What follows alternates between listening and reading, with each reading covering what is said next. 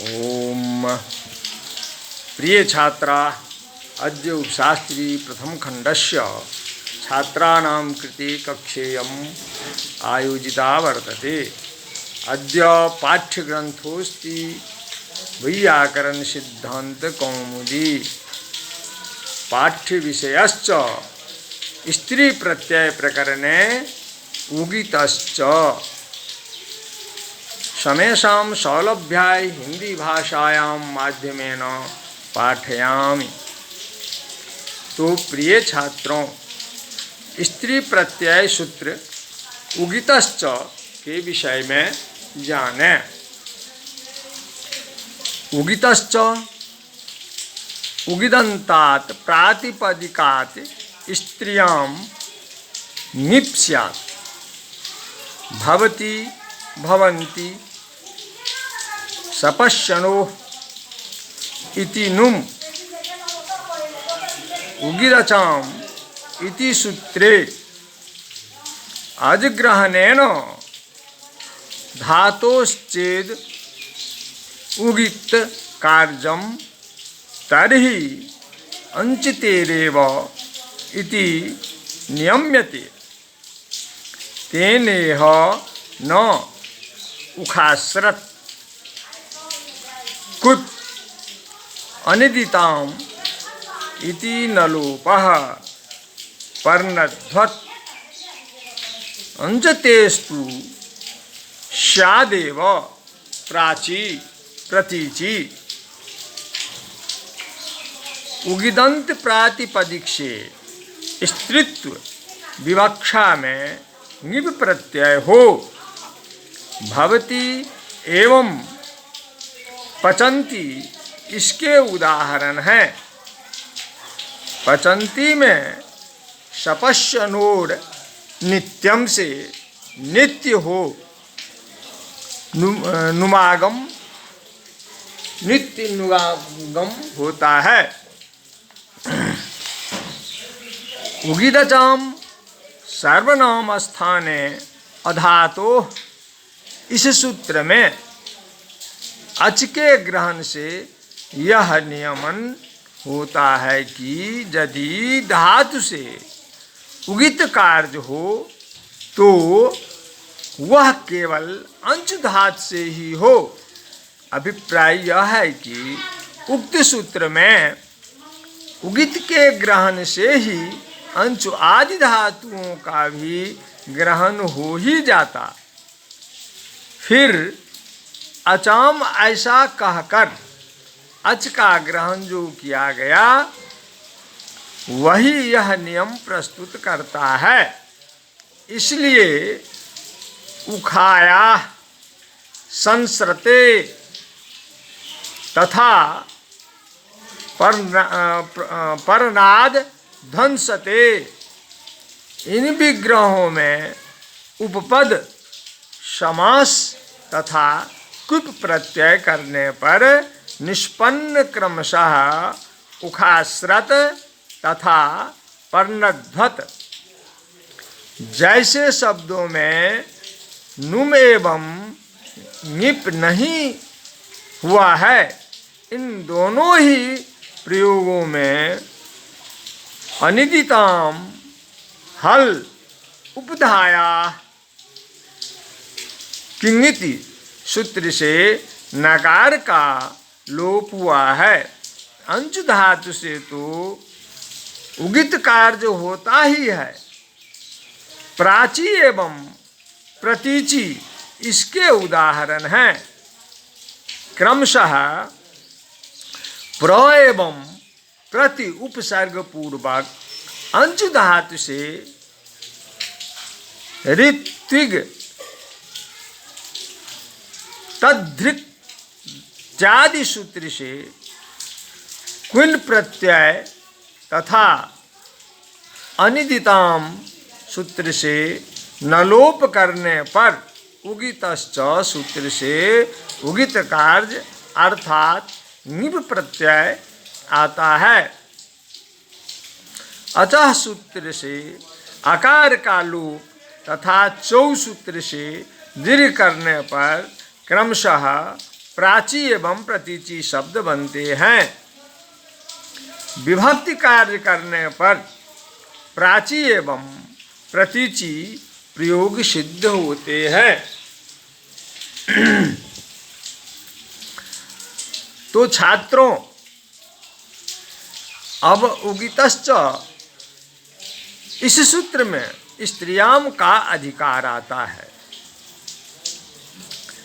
ऋणेभ्यो ङिप से ङिप की तथा ज्ञाप प्रातिपदिकात से प्रातिपदिकात पदों की अनुवृत्ति होती है। उगितः पद पंचम्यंत है तथा वह प्रातिपदिकात का विशेषण है। अतः जैन विधिस्तदन्तस्य से तदंत विधि होती है। उगित का विग्रह है उक इत जस्य सह उगित। उक शब्द उक प्रत्याहार का बोधक है, जो अयूण के उकार तथा रीलिरिक के ककार से निष्पन्न होता है। इस प्रत्याहार में ऊरी तथा लिरी ये तीन वर्ण परिगणित होते हैं। इस प्रकार उगिदंत प्रातिपदिक से स्त्रीत्व विवक्षा में ङिप प्रत्यय हो, यहाँ सूत्रार्थ फलित होता है। इसलिए इसकी वृत्ति में कहा गया है उगिदंतात प्रातिपदिकात स्त्रियाम ङिप स्यात्। उगित दो प्रकार का होता है, प्रातिपदिक तथा प्रत्यय। प्रातिपदिक भी दो प्रकार का होता है, अव्युत्पन्न तथा व्युत्पन्न। सर्वादिगण पठित भवतु शब्द अव्युत्पन्न प्रातिपदिक है। वहाँ पर उकार की संज्ञा होती है तथा इस प्रकार उसके उगित होने पर उगितश्च से ङिप प्रत्यय होने पर स्त्रीलिंग में भवति शब्द निष्पन्न होता है। सत्री प्रत्यय का अभाव होने से आच्छिन्न द्योर्नुम सूत्र से या सपश्यनोर नित्यम सूत्र से वहाँ नुम का आगमन नहीं होता। इसी प्रकार सर्वनाम स्थान का अभाव होने से उगिदचाम सर्वनाम स्थाने अधातोः सूत्र से भी नुम नहीं होता। अतः भवती ऐसा ही रूप सिद्ध होता है। उगिदंत व्युत्पन्न प्रातिपदिक का उदाहरण है पचंती आदि।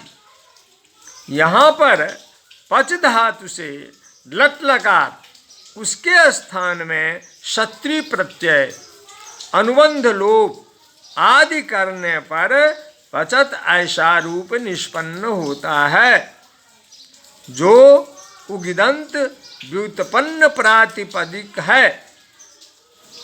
इससे स्त्रीत्व विवक्षा में उगितश्च सूत्र से ङिप प्रत्यय आने पर पचंती यह रूप सिद्ध होता है। यदि सर्वादिगण पठित भवतु शब्द भातेर डवतु से निष्पन्न हो तो वह उगित प्रत्ययांत का ही उदाहरण समझा जाएगा तथा इस प्रकार ङिप नुम आदि करने पर भवंती रूप ही सिद्ध होगा। इसी प्रकार भू धातु से सत्री प्रत्यय करने पर भी स्त्रीलिंग में भवंती रूप ही सिद्ध होता है। तो छात्रों, अब हम प्रयोग सिद्धि पर विचार करें।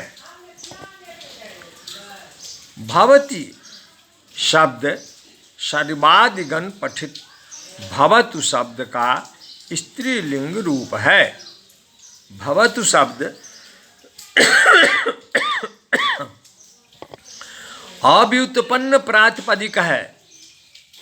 तकारोत्तर उकार की संज्ञा एवं लोप होने पर उगित भवत शब्द से स्त्रीलिंग में उगितश्च से ङिप प्रत्यय आता है।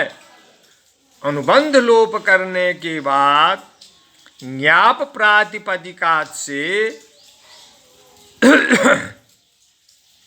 सुविभक्ति अनुबंध लोप सकार की अप्रयुक्त संज्ञा एवं हलंग्याभ्य से सकार का लोप करने पर भवति प्रयोग सिद्ध होता है।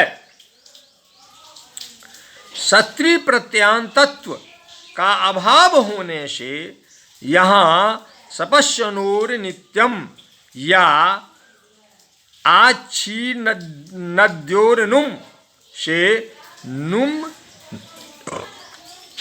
नहीं होता। इसी प्रकार सर्वनाम स्थानत्व का अभाव होने से उगिदचाम सर्वनाम स्थाने अधातो से भी नुम नहीं होता। यदि भूधा